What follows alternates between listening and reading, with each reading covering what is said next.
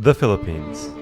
I fell in love with this country earlier this year. It's a land of stark contrasts. Giant malls next to sprawling slums, jam-packed jeepneys amidst a sea of sleek Toyotas. It's the organized chaos so characteristic of Asian nations, intermingled with an unmistakable American flair to its culture. It resembles a living, breathing Blade Runner to me, and it's a place that I simply cannot resist.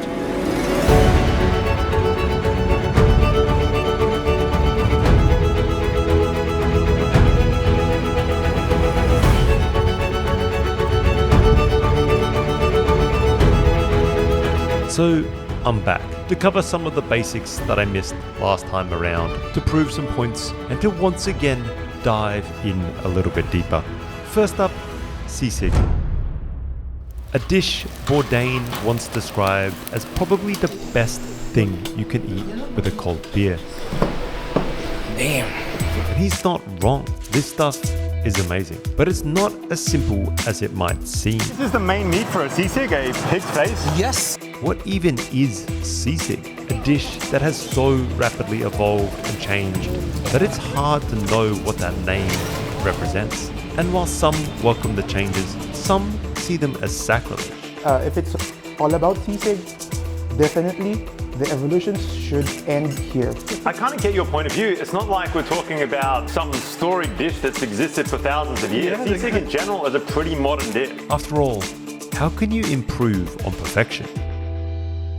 Next up, the quintessential Filipino meal, adobo.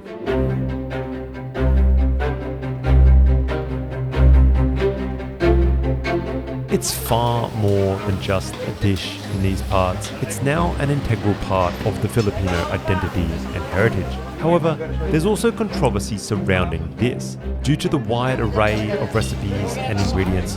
They don't call it adobo, but if you look at it, it is adobo. They just don't want to admit that it's adobo, but it is adobo. The process, everything, it's the same. What even constitutes an adobo now is unclear. What is clear is that this dish has undergone a rapid evolution, from its pre-colonial origins to the adoption of Spanish and Chinese ingredients and flavors. It's now transformed into a dish with an astonishing and sometimes shocking final form.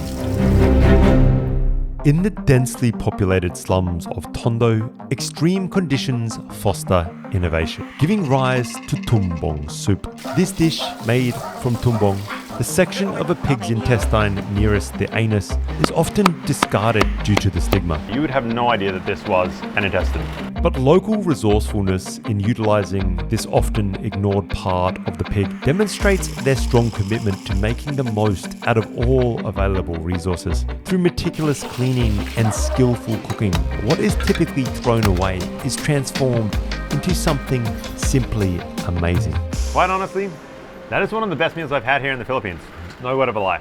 And it's not just the food. Tondo is a place dedicated to transforming what others often discard. It's from scrapyards and recycling slums like this that the Filipino art of sword and bolo making thrives. Discarded metals are given new purpose as they are forged into symbols of enduring independence and resilience.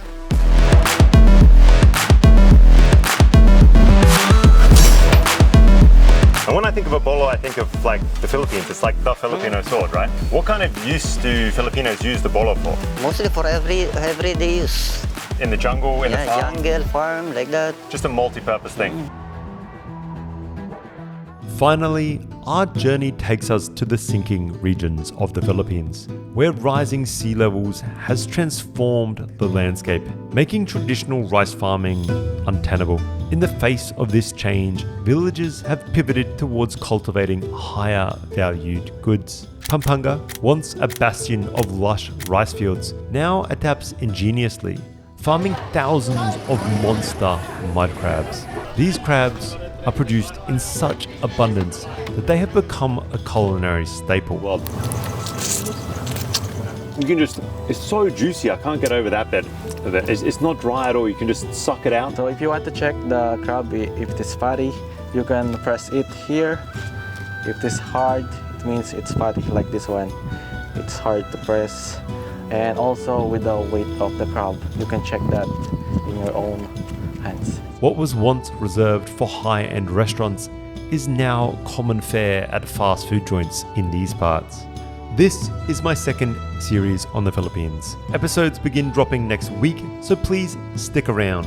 Subscribe and turn on those bell notifications if you like what you just saw so that you do not miss a single episode.